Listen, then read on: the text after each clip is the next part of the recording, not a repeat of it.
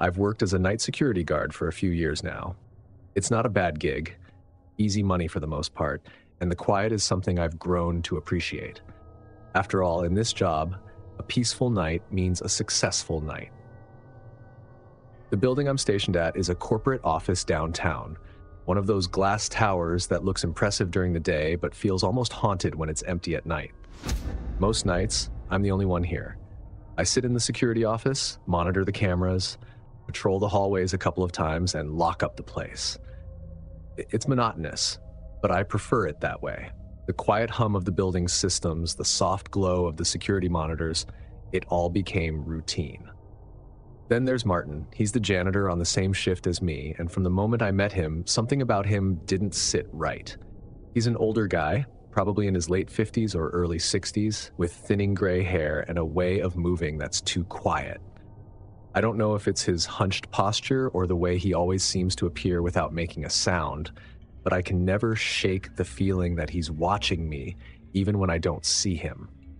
At first, it was just a gut feeling, nothing I could put my finger on.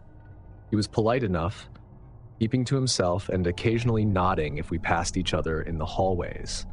But over time, the strangeness started to add up. One night, I was doing my usual rounds, checking the locks, walking the hallways, when I saw him standing in one of the empty offices on the 16th floor. The lights were off, but the glow from the hallway illuminated him just enough. He wasn't cleaning. He was just standing there, staring out the window. His reflection in the glass looked wrong, distorted somehow. I stood there for a moment, unsure of whether to say something.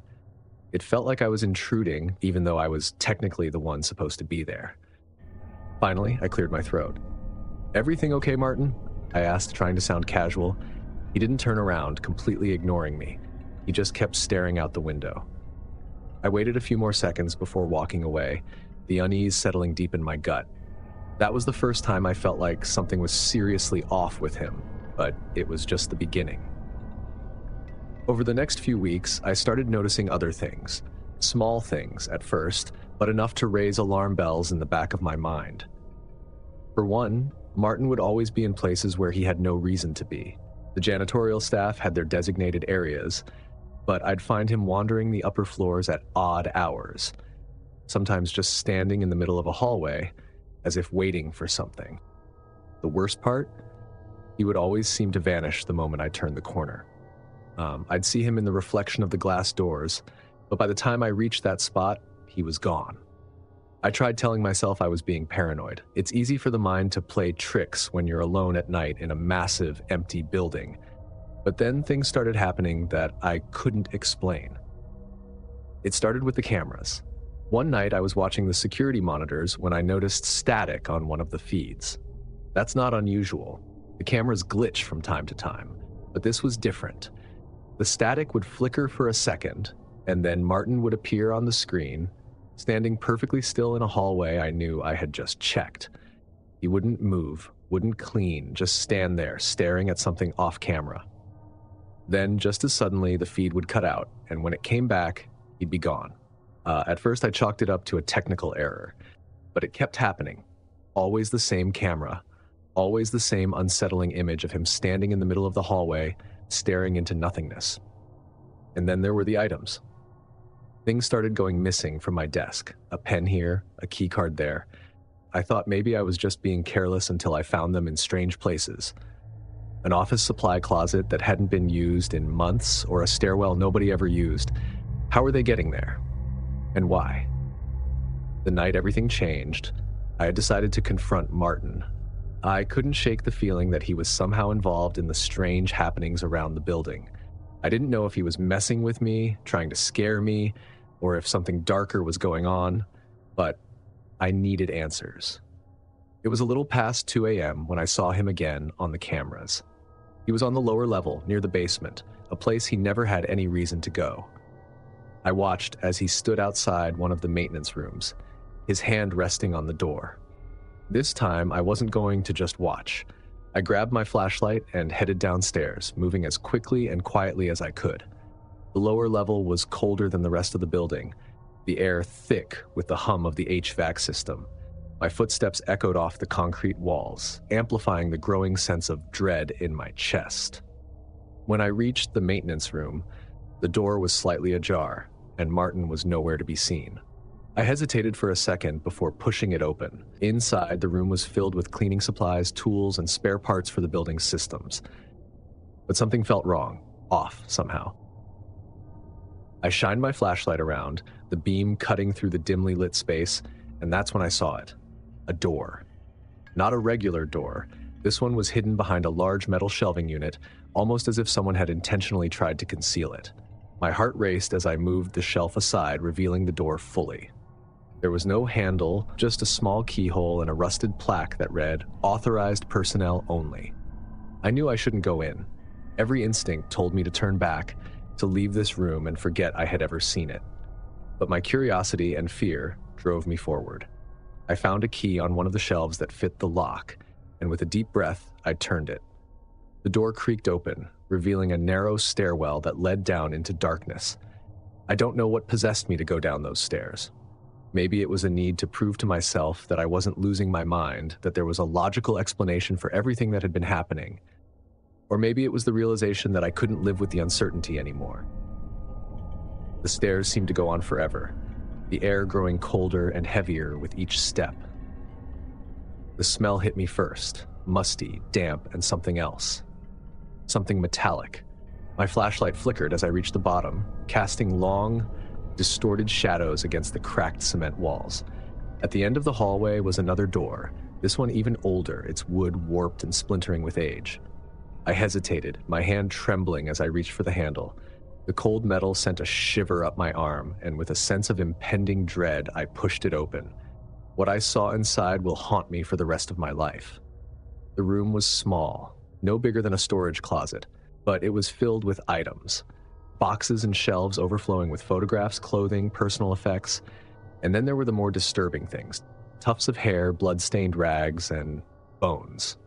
I stumbled backward, barely able to comprehend what I was seeing. In the center of the room was a small, rusted cot, and on it lay a faded photograph of a family, Martin's family. Suddenly, the door behind me slammed shut. I spun around, my flashlight beam shaking as I frantically searched for a way out. And that's when I saw him. Martin. He was standing in the doorway, his expression calm, his eyes glinting in the dim light. He didn't say a word, didn't need to. The look in his eyes told me everything I needed to know. He had been waiting for this moment. "You shouldn't have come down here," he said softly, his voice barely above a whisper. I took a step back, my heart racing, my mind scrambling for a way out. "What is this place?" I asked, my voice shaking. Martin smiled, a slow, sinister smile that sent chills down my spine. "This," he said, gesturing to the room around him, "is where I keep the things I care about." I felt bile rise in my throat as I realized what he meant. This wasn't just a storage room. It was a shrine, a tomb. I didn't wait for him to make a move. I bolted toward the door, pushing past him with all the strength I could muster. He reached out, trying to grab me, but I managed to break free, running up the stairs 2 at a time. I could hear him behind me, his footsteps heavy and deliberate, but I didn't look back. I burst through the door at the top of the stairs, slamming it shut behind me. My hands shook as I fumbled with the lock. I didn't stop running until I was back in the security office, slamming the door and locking it behind me. I called the police, my fingers trembling as I dialed, barely able to explain what had happened. The police arrived within minutes, but when they searched the building, Martin was gone. The room in the basement was exactly as I had left it, but there was no sign of him. They found evidence enough to launch a full investigation, but to this day, they've never found him. I quit the job the next morning. It's been months since that night, but I still can't shake the feeling that he's out there, watching, waiting. And sometimes late at night, I swear I can hear the sound of his footsteps echoing down the empty hallways, just like before. Only now, I'm not there to stop him.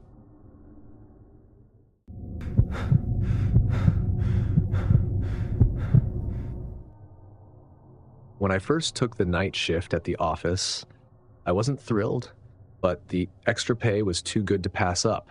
My department was on a deadline for a huge project, and someone needed to stay late to monitor progress and make sure everything was on track. I volunteered, figuring it would be just a few quiet hours of catching up on work without distractions. The office building itself was your typical corporate setup: rows of cubicles, a break room with a coffee machine that never worked right, and fluorescent lights that buzzed just enough to drive you crazy. During the day, the place was bustling with people, the hum of phones ringing and keyboards clacking filling the air. But at night, when everyone else had gone home, it felt different. There's something unsettling about an empty office at night. The rows of cubicles stretch out like a maze, the dim emergency lighting casting strange shadows. I could hear every little sound: the creak of the building settling, the faint hum of the air conditioning. Even my own breathing seemed too loud. At first, the quiet was a relief. I liked the solitude, the peace of it all. But after a few nights, the peace started to feel more like isolation. And then strange things began to happen. One night, I was working on a report when I heard a faint rustling sound coming from across the room. I looked up, expecting to see one of the cleaning crew, but the office was empty. I shrugged it off, figuring it was just some building system kicking in. But the sound kept coming. Papers shuffling, chairs creaking, as if someone was moving around just out of sight. It was subtle, almost too subtle to notice at first, but once I heard it, I couldn't unhear it. I stood up and walked around the office, checking the cubicles, but there was no one there. The building was old, I reminded myself. Buildings make noises, that's all it was. But then things started to get weirder. The next night, I came back from a break to find the papers on my desk scattered across the floor. At first, I thought maybe I had knocked them off without realizing it, but as I bent down to pick them up, I noticed something strange. The papers weren't just scattered. They were arranged, spread out in a way that seemed deliberate. I felt a chill creep down my spine. I was the only one in the office, wasn't I?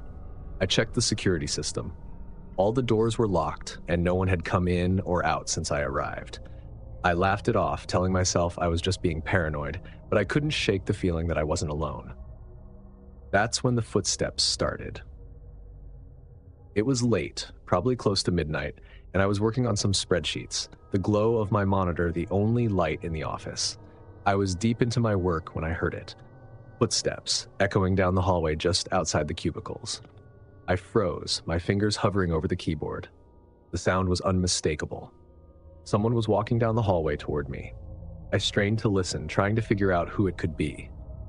Maybe someone from the cleaning crew had arrived late, or maybe another employee had decided to pull an all-nighter. But no matter how hard I listened, I couldn't hear any doors opening or closing, no rustling of cleaning supplies, just those footsteps. I stood up, my chair creaking as I pushed it back. "Hello?" I called out, my voice sounding too loud in the empty office. No response. I stepped out of my cubicle, peeking around the corner into the hallway. It was empty. The footsteps had stopped. My heart was racing now, and I could feel a cold sweat forming on the back of my neck. I tried to tell myself it was just my imagination, that I was hearing things because I was tired. But deep down, I knew something was wrong.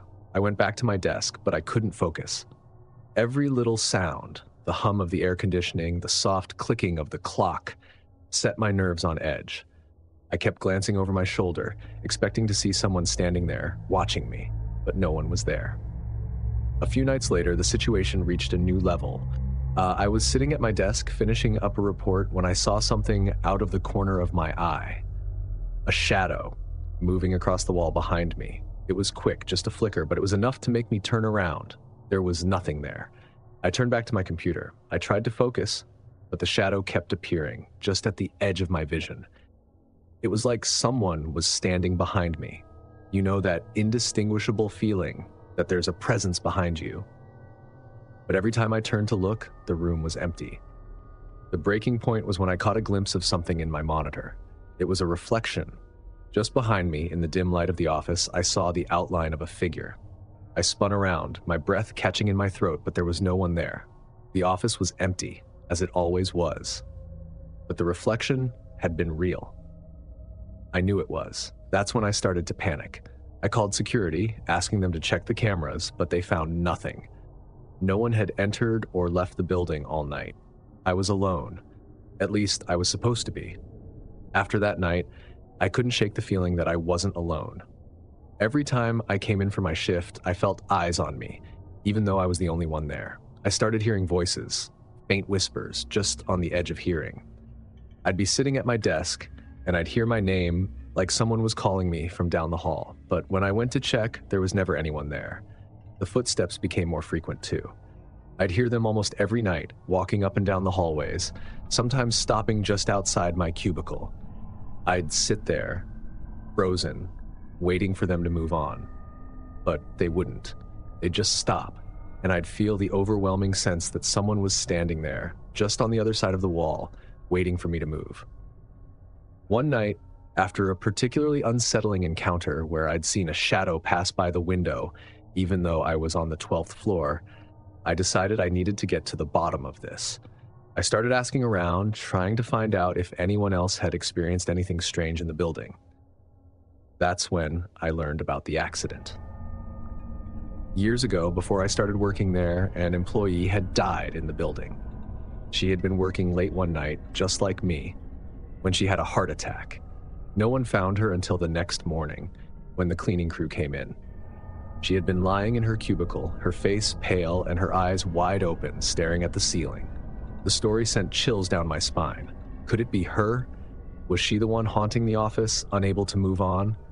I tried to brush it off as an old office legend, just a story meant to spook the night shift workers. But deep down, I couldn't shake the feeling that there was more to it than that. The footsteps, the shadows, the whispers, they all started after I had taken the night shift, and they were getting worse. One night, I was finishing up my work when I felt it again. That cold presence, the feeling of being watched. I stood up and looked around the empty office. It was quiet, too quiet.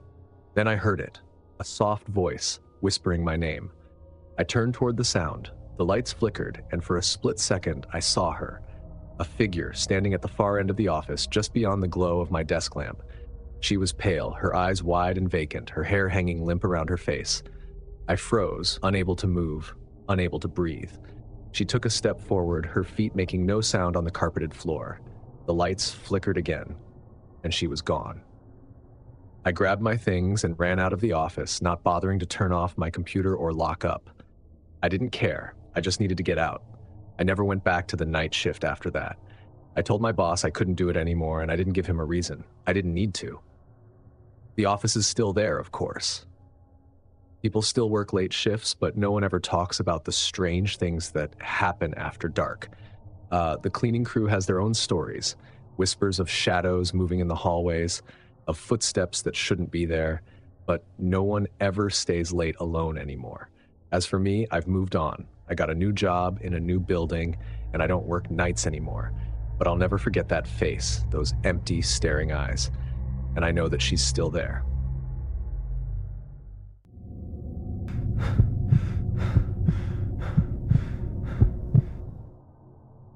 I've been working the night shift at this warehouse for about 6 months. Honestly, it's not a bad job. Boring, yes, but not bad. I come in around 10 p.m., clock in, and spend the next 8 hours restocking shelves, organizing inventory, and preparing shipments. The warehouse is massive, filled with rows upon rows of towering shelves that stretch far into the distance. And at night, it's just me and the quiet. I'm not sure when it started. At first, I figured I was just tired. Working night shifts does that to you. Your mind plays tricks on you in the dark, especially in a place as big and empty as this.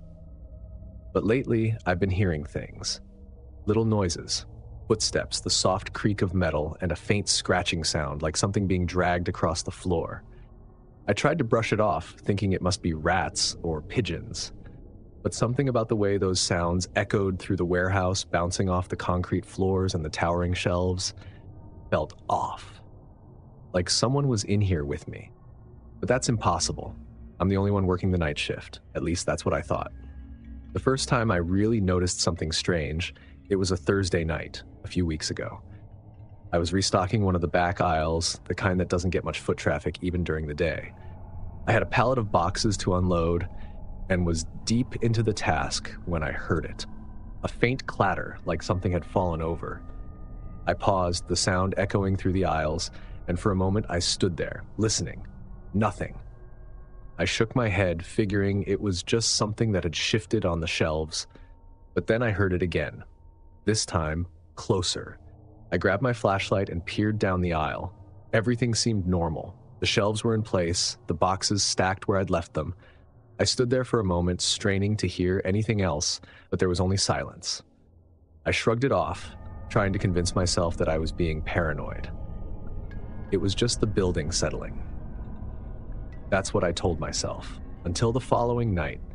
I was organizing inventory near the back of the warehouse, the farthest point from the loading dock. The lights were always dimmer back there, and the air felt cooler, almost like the temperature dropped a few degrees the further back you went. It was probably just a quirk of the building, but it always made me feel uneasy. I was about halfway through my shift when I saw it, a shadow. It darted between the rows of shelves. My hand gripped the box cutter a little tighter as my eyes scanned the aisles. "Hello?" I called out, my voice echoing in the silence. No response. I stood there waiting for the shadow to reappear, but nothing happened.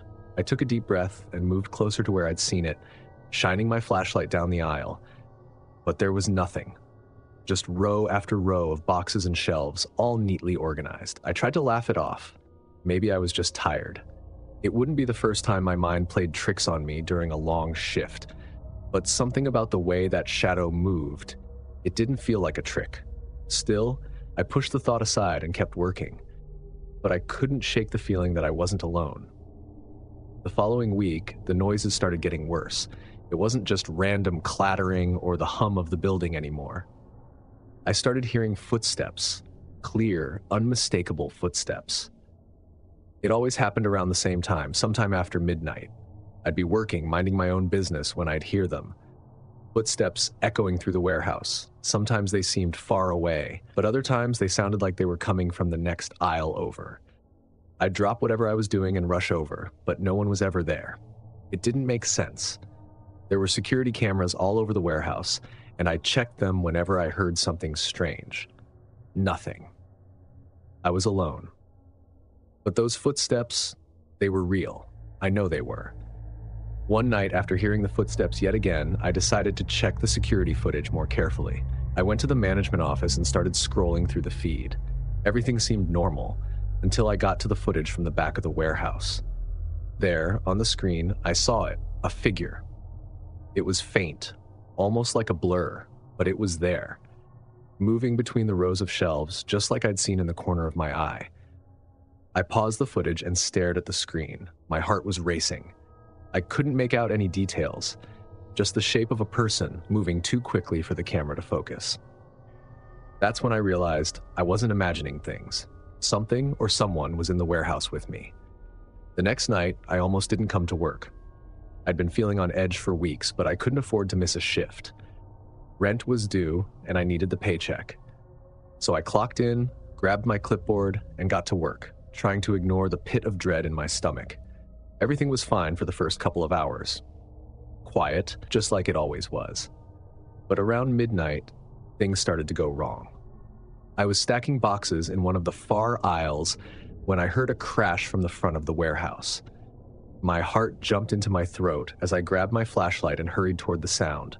When I got there, I found a pallet of boxes scattered across the floor. It looked like someone had shoved them over. I checked the security feed again, but the footage was useless, just static. That had never happened before. I felt my stomach twist with unease as I tried to figure out what to do. Was someone messing with me, or was it something else? Before I could make a decision, the lights flickered. Once, twice, then went out completely. I was plunged into darkness, the only light coming from the faint beam of my flashlight. That's when I heard it, the footsteps. But this time, they weren't far away. They were close. Too close. I stood there, frozen, listening as the footsteps grew louder, closer. My flashlight shook in my hand as I slowly turned around, shining the beam down the aisle. And that's when I saw it, a figure standing at the far end of the aisle. It was tall, its face obscured by shadows, but I could see the faint outline of a person. They were just standing there, staring at me. I could feel my heart thudding against my ribs as I tried to process what I was seeing. "Who are you?" I called out, my voice trembling. "What do you want?" The figure didn't respond. I took a step back, my hands shaking as I tried to keep the flashlight steady. The figure didn't move, but I could feel its gaze on me, cold and unrelenting. And then, without warning, it started moving toward me. I didn't wait to see what would happen next. I turned and ran, sprinting down the aisle as fast as I could. I could hear the footsteps behind me echoing off the walls. I darted through the maze of shelves, trying to find a way out. The warehouse felt like a labyrinth, the rows of boxes stretching out endlessly in every direction. I could hear the figure gaining on me, its footsteps growing louder with each passing second. Finally, I reached the loading dock. I slammed my hand against the emergency door release, and with a loud beep, the door swung open. I stumbled outside, gasping for breath, and turned to look behind me. The figure was gone. The warehouse was silent once more, as if nothing had happened. I stood there, trembling, trying to catch my breath. My mind raced with questions, but I didn't have any answers. I didn't know who or what that figure was, but I knew one thing for sure. I was never going back in there again. I quit the next day. The warehouse was haunted or cursed or something. I didn't care. All I knew was that whatever had been in there with me that night wasn't human. I don't know what I saw that night, and I don't want to know.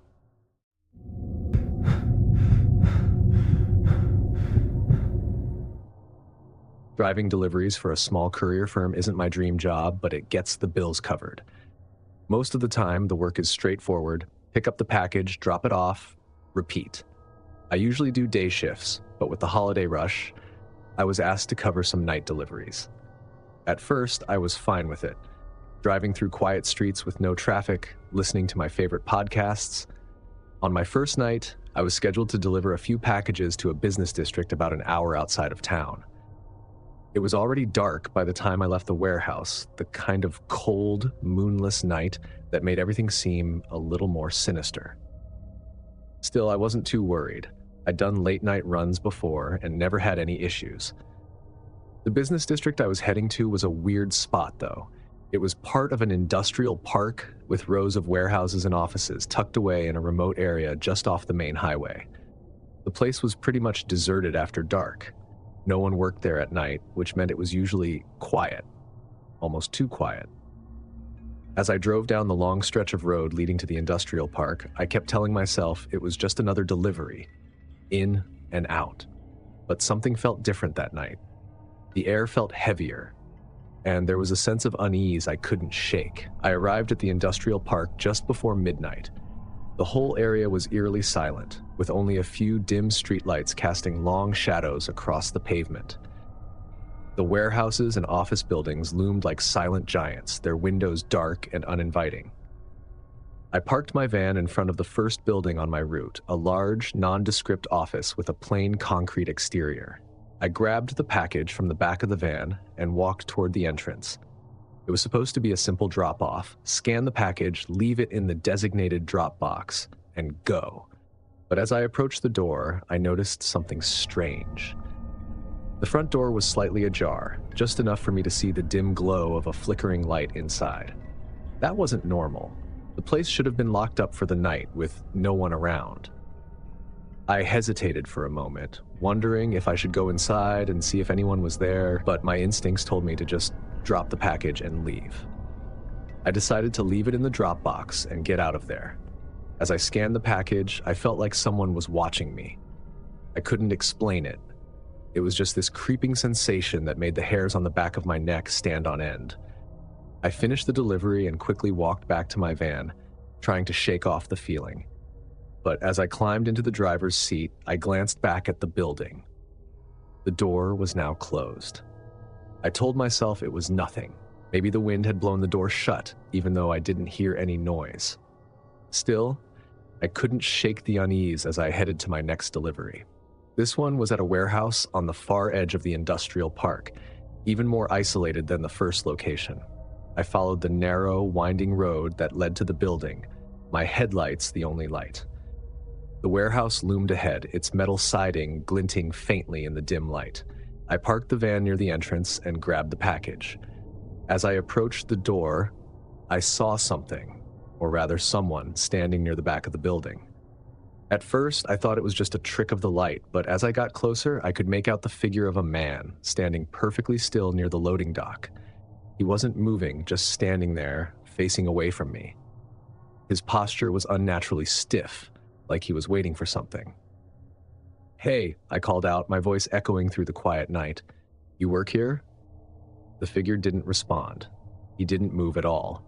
I felt my heart rate quicken as I took a step closer, my hand tightening around the package. Something about the way he was standing, the stillness of it, sent a chill down my spine. I took another step forward, but just as I did, the figure vanished. I blinked, my mind racing to make sense of what I'd just seen. 1 second he was there, and the next, he was gone, like he just disappeared into thin air. I felt a wave of nausea wash over me as I quickly dropped the package off and rushed back to my van. I started the engine, my hands shaking, and sped out of there without looking back. The rest of my deliveries were supposed to be routine, but after the encounter at the warehouse, I couldn't shake the feeling that something was terribly wrong. Every time I turned a corner or parked outside another building, a part of me thought I might see that figure standing there, watching me. It wasn't until my final delivery of the night that things really took a turn for the worse. My last stop was at a small office building at the very edge of the industrial park. The place looked abandoned. No lights, no cars in the lot, and the windows were covered in grime, like no one had been there for years. But the address matched the one on the package, so I figured it was just an old building that hadn't been updated in the system. I parked the van and got out, the cold air biting at my skin. The silence was deafening, broken only by the soft crunch of gravel under my boots as I walked toward the building. As I approached the front door, I noticed something strange, a piece of paper taped to the glass. It looked like some kind of note, hastily written in red marker. I squinted in the dim light, trying to make out the words. "Leave now, you're being watched." My heart skipped a beat. I stared at the note, my mind racing. Was this some kind of prank? A joke left by a bored employee? But then I remembered the figure I'd seen earlier, and my stomach churned with dread. Suddenly the air felt heavier, suffocating. I glanced around, but the lot was empty. I was alone, or at least, I thought I was. I dropped the package at the door, my hands trembling, and turned to head back to the van. But as I started walking, I heard it, a soft rustling sound coming from behind me. I froze, my breath catching in my throat. Slowly, I turned around. The figure was back. He was standing in the shadows near the corner of the building, just far enough away that I couldn't make out his features. But I knew it was him, the same figure I'd seen at the warehouse, the same unnerving stillness, the same eerie presence. He didn't move, didn't make a sound. He just stood there. Panic surged through me as I turned and ran to the van, my heart pounding in my ears. I fumbled with the keys, my hands shaking so badly I could barely get the door open. I threw myself into the driver's seat, slammed the door, and locked it. But as I started the engine, I saw him again. He was standing in the middle of the road, directly in front of the van. His face was still obscured by shadows, but I could feel his eyes on me, burning through the darkness. I didn't wait. I floored the gas pedal, swerving around him. My headlights caught a brief glimpse of his figure as I sped past him, but when I looked in the rearview mirror, he was gone. I drove out of that industrial park as fast as I could, my hands gripping the steering wheel so tightly my knuckles were white. I kept looking in the mirrors, but the road behind me was empty. I didn't stop driving until I was back on the highway, miles away from the industrial park. My heart was still racing, and my mind was spinning with questions. Who was that figure? Why was he following me? And what the hell did that note mean? I tried to calm myself down, telling myself it was just some kind of prank or coincidence, but deep down, I knew it wasn't. Something about that night felt different, like I had crossed some invisible line into a place I wasn't supposed to be. I finished my route and returned to the warehouse to drop off the van, but I couldn't shake the feeling that I was still being watched. As I handed in my keys and clocked out, I saw the dispatcher looking at me with a strange expression. He opened his mouth like he was going to say something, but then he shook his head and handed me my receipt. "Everything okay?" I asked, my voice sounding more casual than I felt. He hesitated, then nodded. Yeah, it's just strange. Another driver reported seeing someone hanging around the industrial park last week. Said it creeped him out. My stomach dropped. Did they say what he looked like? I asked. He shook his head. No, just said he felt like he was being followed. I didn't say anything after that. I just left. It's been a few days since that night, and I haven't gone back to work. I told him I was sick, but the truth is, I'm scared. Scared that if I go back, I'll see him again. If these stories kept you on edge, make sure to hit that like button and subscribe for more spine-tingling content. Don't forget to turn on the notification bell so you never miss a chilling upload. Have your own night shift horror story? Share it in the comments below. We'd love to hear it. Stay safe out there, and remember, sometimes the scariest things happen when the world is asleep. Until next time, keep the lights on, and I'll see you in the next nightmare.